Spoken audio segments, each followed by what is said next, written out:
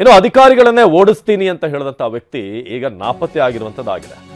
ರಾಜೀವ್ ಗೌಡ ಅಧಿಕಾರಿಗಳನ್ನ ಓಡಿಸ್ತೀನಿ, ಕಚೇರಿ ಬೆಂಕಿ ಹಚ್ತೀನಿ ಅಂತೆಲ್ಲ ಧಮಕಿ ಹಾಕಿದಂಥ ರಾಜೀವ್ ಗೌಡ ಈಗ 4 ದಿನಗಳಿಂದ ನಾಪತ್ತೆ. ಪೌರಾಯುಕ್ತೆಗೆ ನಿಂದಿಸಿ ಬೆದರಿಕೆ ಹಾಕಿದ್ದಂಥ ಕಾಂಗ್ರೆಸ್ನ ಪುಡಾರಿ ಪೌರಾಯುಕ್ತೆಗೆ ನಿಂದಿಸಿ ಬೆದರಿಕೆ ಹಾಕಿರೋದು, ಬಾಯಿಗೆ ಬಂದಾಗ ಮಾತನಾಡಿರೋದು, ಅದಾದ್ಮೇಲೆ ನನ್ನ ಅಕ್ಕ ಇದ್ದ ಹಾಗೆ ತಂಗಿದ್ದ ಹಾಗೆ ಅಂತೆಲ್ಲ ಡೈಲಾಗ್ ಹೊಡೆದಿರುವಂಥದ್ದು ನಾವು ನೋಡಿದ್ದೀವಿ. ಆದರೆ ಅಲ್ಲಿ ಫೋನ್ ಕರೆಯಲ್ಲಿ ಮಾತನಾಡಬೇಕಾದ್ರೆ ಅದು ಯಾವ ಟೋನ್ ಕೂಡ ಕಾಣಿಸ್ತಾ ಇರಲಿಲ್ಲ. ಒಬ್ಬ ಸಹೋದರಿ ಜೊತೆ ಯಾವ ರೀತಿ ನಾವೆಲ್ಲ ಮಾತನಾಡ್ತೀವಿ ಯಾವ ಟೋನ್ ಕೂಡ ರಾಜೀವ್ ಗೌಡದಿಂದ ಕಾಣಿಸ್ತಾ ಇರಲಿಲ್ಲ. ಈಗ 4 ದಿನಗಳಿಂದ ಈಗ ಸಾಕಷ್ಟು ವ್ಯಾಪಕ ವಿರೋಧ ವ್ಯಕ್ತವಾಗ್ತಾ ಇದೆ. ಎಷ್ಟು ಮಟ್ಟಿಗೆ ಅಂತಂದರೆ ಕಾಂಗ್ರೆಸ್ನವರೇ ಛೀಮಾರಿ ಹಾಕ್ತಿದ್ದಾರೆ ಈಗ ರಾಜೀವ್ ಗೌಡಗೆ. ಇನ್ನೊಂದು ಕಡೆ ಪ್ರೊಟೆಸ್ಟ್ ಆಗ್ತಿದೆ ರಾಜೀವ್ ಗೌಡ ವಿರುದ್ಧ. ನೀವಲ್ಲಿ ಫ್ಲೆಕ್ಸ್ ನೋಡ್ತಾ ಇದ್ರೆ ಇನ್ನೊಂದು ಕಡೆ ಪೌರಾಯುಕ್ತೆ ಅಮೃತ ಈ ಫೋನು ನೀವೇನು ಕೇಳಿದ್ರೆ ಅದರಲ್ಲಿ ಇದ್ದಂಥವ್ರು ನಾಪತ್ತೆಯಾಗಿ 4 ದಿನ ಆಯಿತು. ಆದರೆ ಎಲ್ಲಿದ್ದಾನೆ ರಾಜೀವ್ ಗೌಡ ಅನ್ನೋದ್ರ ಬಗ್ಗೆ ಮಾಹಿತಿ ಇಲ್ಲ. 2 FIR ಆದರೂ ಕೂಡ ಇನ್ನೂ ರಾಜೀವ್ ಎಲ್ಲಿ ಅಂತ ಸಿಕ್ಕಿಲ್ಲ. ಪೊಲೀಸರಿಗೆ ಕಷ್ಟ ಆಗ್ತಿದೆ ಈಗ ಹುಡುಕೋಕೆ. ರಾಜೀವ್ನನ್ನ ಬಂಧಿಸೋದಕ್ಕೆ ಹೆಲ್ಪ್ಲೆಸ್ ಆದ್ರ ಪೊಲೀಸರು, ಅಸಹಾಯಕರಾದ್ರ, ಯಾರಾದರೂ ಪ್ರಭಾವಿ ಸಚಿವರು ಒತ್ತಡ ಹಾಕ್ತಿದಾರ ಪೊಲೀಸರ ಮೇಲೆ?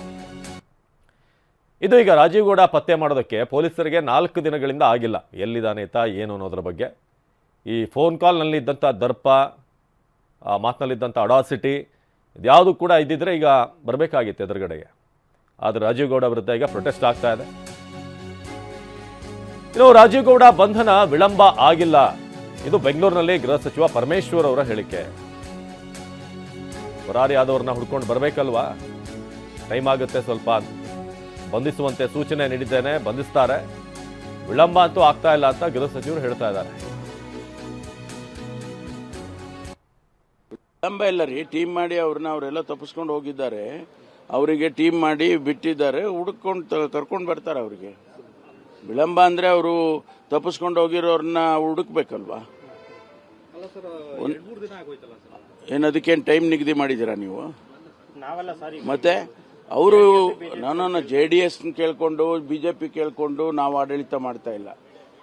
ನಮ್ಮದೇ ಆದಂಥ ರೀತಿಯಲ್ಲಿ ನಾವು ಆಡಳಿತ ಮಾಡ್ತಿದ್ದೀವಿ. ಅವ್ರನ್ನ ಬಂಧನ ಮಾಡ್ತೀವಿ. ನಾನು ಅವತ್ತೇ ಸೂಚನೆ, ಸೇಮ್ ಡೇ ನಾನು ಅವ್ರಿಗೆ ಸೂಚನೆ ಕೊಟ್ಟೆ, ಇಮಿಡಿಯೇಟ್ಲಿ ಅವ್ರನ್ನ ಬಂಧನ ಮಾಡಿ ಅಂತ ಹೇಳಿ. ಬಂಧನ ಮಾಡ್ತಾರೆ. ಅದನ್ನ ನಮ್ಮ ಅಧ್ಯಕ್ಷರು ಕ್ರಮ ತಗೊಳ್ತಾರೆ. ಅವರು ಈಗಾಗಲೇ ನೋಟಿಸ್ ಕೊಟ್ಟಿದ್ದಾರೆ, ಅಧ್ಯಕ್ಷರು ಕೂಡ ನೋಟಿಸ್ ಕೊಟ್ಟಿದ್ದಾರೆ. ಅವರು ಪಕ್ಷದಿಂದ ತೆಗಿಬಹುದು, ಬಿಡ್ಬೋದು. ಅದು ಒಂದು ಶಿಸ್ತಿನ ಸಮಿತಿ ಅಂತ ಇರುತ್ತೆ, ಡಿಸಿಪ್ಲಿನರಿ ಕಮಿಟಿ ಅಂತ. ಅದ್ರ ಮುಂದೆ ತಗೊಂಡೋಗಿ ಅವರು ತೀರ್ಮಾನ ತಗೊಳ್ತಾರೆ. ನೋಡಿ, ಇದೆಲ್ಲ ಪಕ್ಷದಲ್ಲಿ ಒಂದು ನಿಯಮ ಇರುತ್ತೆ, ಸರ್ಕಾರದಲ್ಲಿ ಹೇಗೆ ನಿಯಮ ಇರುತ್ತೆ? Natural justice ಕೊಡಬಾರ್ದ?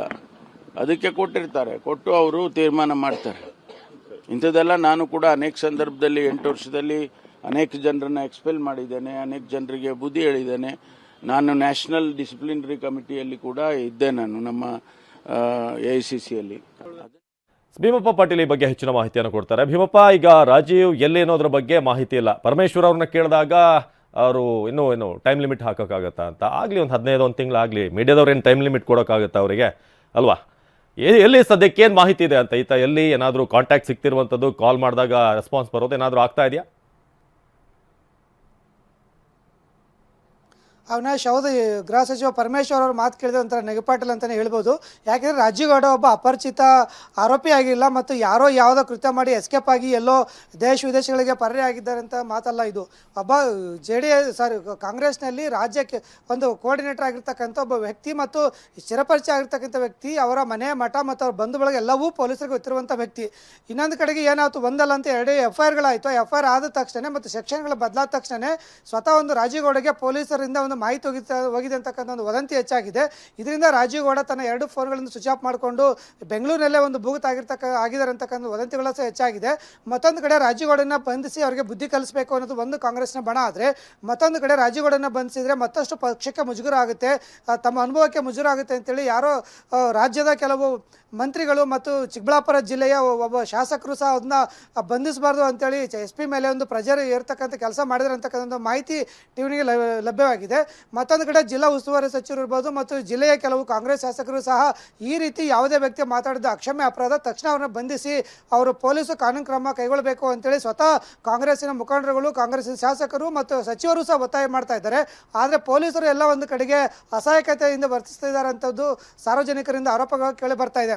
ಈಗ ನಾವು ನಿನ್ನೆ ತಾನೇ ಜಿಲ್ಲಾ ಉಸ್ತುವಾರಿ ಸಚಿವರು ಹೇಳಿದ್ರು, ಇಲ್ಲ ನಾವು ತಕ್ಷಣ ಅರೆಸ್ಟ್ ಮಾಡಬೇಕು ಅಂತ ಸೂಚನೆ ಕೊಟ್ಟಿದ್ದೀವಿ ಅಂತ. ಮತ್ತೊಂದು ಕಡೆ ಚಿಕ್ಕಬಳ್ಳಾಪುರ SP ಕುಶಾಲ್ ಚೌಕ್ಸಿ ಅವರು ಸಹ ಒಂದು ಶಿಡ್ಲಘಟ್ಟ ನಗರ ಠಾಣೆಯಲ್ಲಿ ಕುಳಿತು ಒಂದು ಮಾನಿಟರಿಂಗ್ ಮಾಡ್ತಾ ಇದ್ದಾರೆ. ಅದು ಒಬ್ಬರಲ್ಲ ಅಂತ 3 ಜನ ದಕ್ಷ ಮತ್ತು ಪ್ರಾಮಾಣಿಕ ಇನ್ಸ್ಪೆಕ್ಟರ್ಗಳು ಮತ್ತು ಅವರ ತಂಡಗಳನ್ನು ಸುಮಾರು 50ಕ್ಕೂ ಹೆಚ್ಚು ಇನ್ಸ್ಪೆಕ್ಟರ್ಗಳನ್ನು 50ಕ್ಕೂ ಹೆಚ್ಚು ಸಿಬ್ಬಂದಿಗಳನ್ನು ಬಿಟ್ಟು ತನಿಖೆ ನಡೆಸ್ತಾ ಇದ್ದಾರೆ. ಆದರೆ ರಾಜೀವ್ಗೌಡ ಇದುವರೆಗೂ ಪತ್ತೆ ಆಗ್ತಿಲ್ಲ ಅನ್ನೋದು ನಿಜಕ್ಕೂ ಒಂಥರ ವಿಪರ್ಯಾಸ ಅಂತ ಹೇಳ್ಬೋದು. ಯಾಕೆಂದರೆ ಪೊಲೀಸರು ಪ್ರಾಮಾಣಿಕತೆಯಿಂದ ಮಾಡಿದರೆ ಕೆಲವೇ ಗಂಟೆಗಳಲ್ಲಿ ರಾಜೀವ್ಗೌಡನನ್ನು ಕರೆ ತಂದು ಒಂದು ಠಾಣೆಗೆ ಒಪ್ಪಿಸಬಹುದು.